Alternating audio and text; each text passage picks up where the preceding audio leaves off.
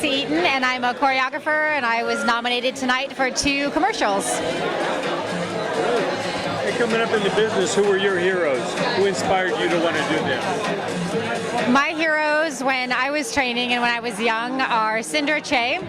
She was one of my teachers, and I assisted her for years. Carol Connors, Michael Rooney, and the list goes on. That's great. And what advice do you give to young talent today? What do they need to really focus on to have any kind of longevity or uniqueness?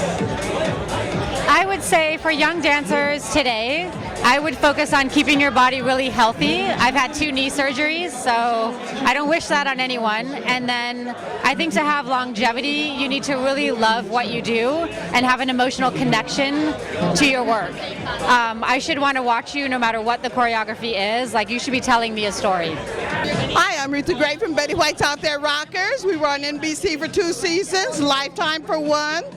I currently do Baby Boomers Live, which is a show about all things human, but from a baby boomer's perspective. We talk about history, we talk about what's current, we talk about what's happening now, we talk about technical things. It's a wonderful show, Monday mornings, 10 a.m. on EasyWayBroadcasting.com.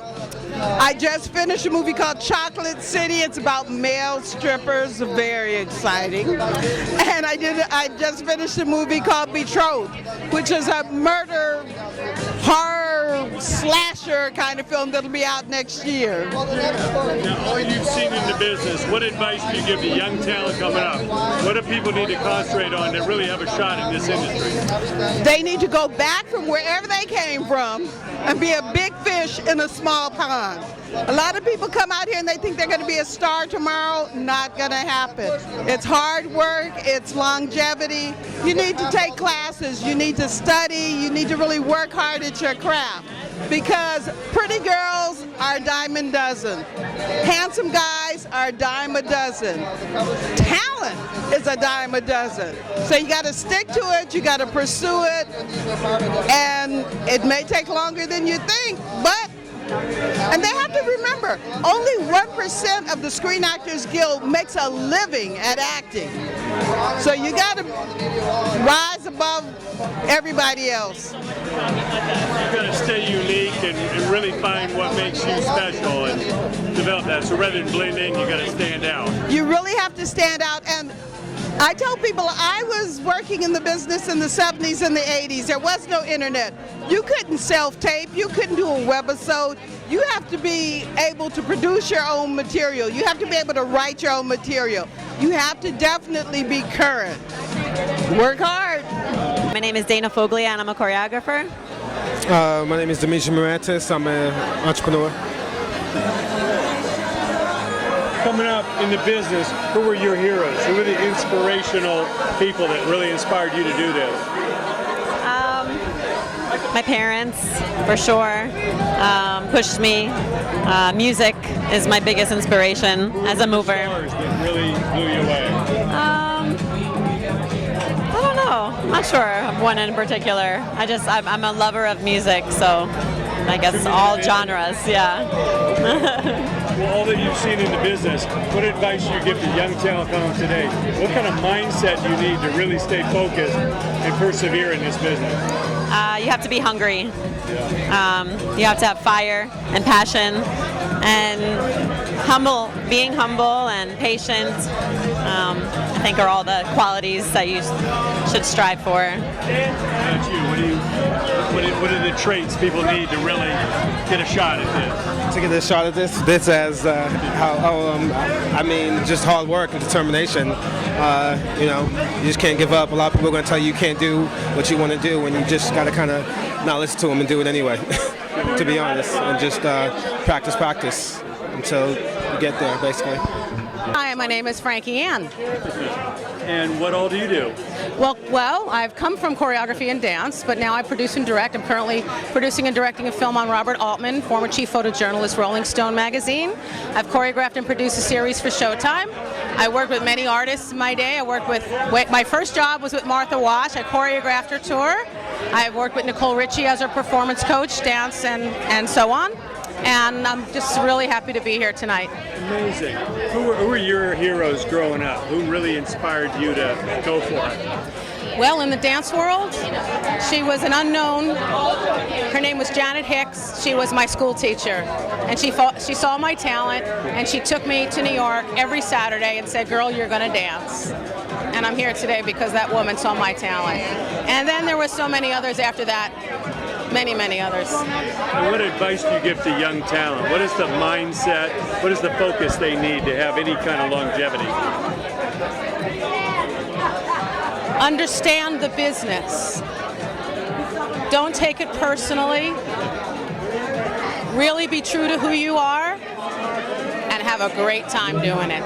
Jeffrey Hornaday, started as a choreographer, did Flashdance, The Chorus Line, Madonna, all that stuff. And here tonight because I directed a movie with choreographer Christopher Scott. And we're nominated for Best Choreography for a Film, and coming out to support and celebrate. That's great. Yeah. Coming up into business, who really were your heroes? Who inspired you to do what you do? Oh my God, when I was, I think 13, I saw Bob Fosse's Cabaret, the film, and went and saw it 15 times. Then I knew that was it. Yeah, so he was the mentor. Then I got to meet him and hang out, in New York back in the day. So he was the one. And what's your greatest memories of the Flashdance experience? For me, it was, we were so far under the radar in terms of studio expectations that we just got to play. Like I remember bringing in a demo song of a friend of mine, and it ended up being the song in the movie. It was the iconic opening, and it was this kind of almost innocent kind of play we did that ultimately became kind of a cultural icon, but it came because we were loving it and having fun, not from any kind of preconception about what it should be. You're talking to Ronnie Willis right now. My new name, GL, Game of Life. I just wrote a book called Groove Journey. I've danced with Michael Jackson, choreographed for Cisco, Diana Ross, danced with Diana Ross, and so on and so forth. And I'm just happy to be here. It's going to be a great show, I'm sure. Sure. Tell us that experience about working with Michael. What did you bring out of that? Man, I learned presence and theater from him, because he came up to me the first day I met him. He came up to me and fixed my fedora on my hat and said, "This is how you wear it. How you wear it is how you show it." And I was like, "What can you say to that? It's Mike." You know what I'm saying? Sure. And when you're working with talent, what is the most important thing as far as really bringing out their best performance? I think as far as bringing out your best performance as an entertainer is to bring in a piece of you.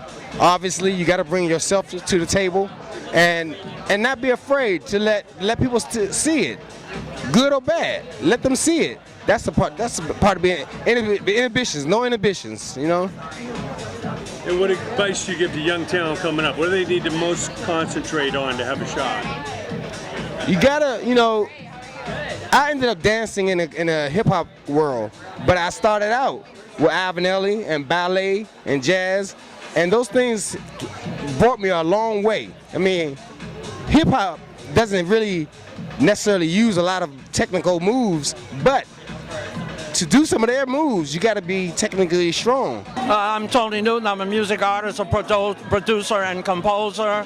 I'm about to release a symphony, the first of the year, the Summit Symphony. I've played on a few hit records like Stop in the Name of Love, Where'd I Love Go, Nowhere to Run, Martha Vandellas, and Supreme.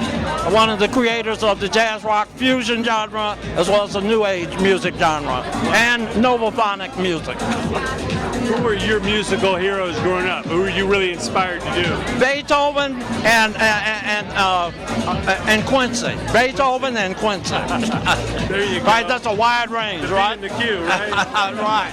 Right, to be in the queue. Yeah, there you go. That's Now, fantastic. Tell us, with all the changes in the business, what are the greatest memories of those classic eras to you? What do you miss the most about the business? Well, I miss the working together of the many artists. Let's say back in the day when you worked at the Apollo, there was 10 acts on the show, right? And you'd have a chance to all of us would have a chance to experience it. So nowadays the shows are so expensive that we don't have that opportunity, and the audience doesn't have that opportunity to see that range of acts, you know, all in one show, because it's a tremendous experience. You can learn from everybody. As well as what a lot of people don't know is that there was the Apollo in New York, the Brooklyn Fox in Brooklyn, the Uptown Theater in Philadelphia, the Howard in Washington, and the Circle Theaters out here. And that was a circuit of theaters where all these shows went. It wasn't just Apollo. Yeah. That's a little bit of history for you. Now, what advice you give to that new talent coming up today? It's a whole different world, but they still have to stand out and be unique. What advice do you give them to have any kind of longevity or success? Be true to yourself and discipline. How you doing? My name is Tally L. Brinson. I'm a dancer, director, actor, and I'm actually here representing Chuck Maldonado, who was nominated for Best Dance in a Feature Film. That was House Party, the last installment. So I'm really excited to accept this award. If he gets it, which I have faith that he's going to get it. Coming up in the business, who were your heroes? Who really inspired you to do this? Well, definitely coming up dance-wise would have been Chuck Maldonado. He was very instrumental in my whole move and my whole career out here in Hollywood. I did America's Best Dance Crew Season 3 with the Strikers All-Stars, and Chuck was very instrumental in compiling the stepping element that we were the first African-American collegiate stepping crew on the show. So definitely Chuck Maldonado, dancers like Stephen Twitch Boss, Dave Scott, Othan Burnside, which is my girlfriend, so I got to give her a shout-out. Can't leave her out. With the changing industry, where are you seeing the opportunities these days for talent and business? Well, right now with the platforms with Amazon, Netflix, and Hulu, that is opening up the industry definitely for independent filmmakers. But then when you talk about our special niche in dance choreography, we're taking it more seriously and making sure that we get a full picture. We want the dance element to meet the acting element, you know, so that's why I come in theatrically as a director, and I've been trained with Justin Felder Actor Studio and really working to get dance genre films to the next level, because we don't need any more duds, you know, that hurts our brand. So my goal is to actually compile and put together all those things. Like Chuck Maldonado right now, he's working on Night at the Museum 3, is always busy, also MTV Beyond Dance, and you know, he keeps it moving. He keeps everything that he does at the highest level to keep the dance genre in film and television and everything alive and kicking. That helps everybody, choreographers, artistic directors, producers, directors, dancers. That just keeps the industry flowing. As far as the mindset necessary to be competitive in this business, what advice you give that young talent that they really got to sacrifice and persevere? What kind of mindset do they need? The mindset for the young talent definitely has to be respecting the craft and respecting your art, and also respecting the business aspect to what we do. Hello, my name is Patty Morris, and I go by Patty H over the years. I've been a dancer in California, the United States, Canada, worked in Australia for 20 years, which was absolutely phenomenal. I know all the dancers from the 70s, great friends with the Lockers, all the people who've really wore the beginning of dance as you see it today. And I'm so delighted to be here for the World Dance Awards. It's very, very special for me to be here to share this night with friends and people that I haven't seen for a very, very long time. Being a veteran of the industry, how do you see the dance business develop over the years? Well, what I'm very envious of is that we have programs now like Dancing with the Stars, So You Think You Can Dance. Nothing like that existed for us. So we marketed ourselves. You know, we sold our groups to clubs. We had agents. Our agents, bless their hearts, got us the jobs, but we could not get the exposure that is available today. And even with the internet, the marketing on the internet and the social networking, none of that existed.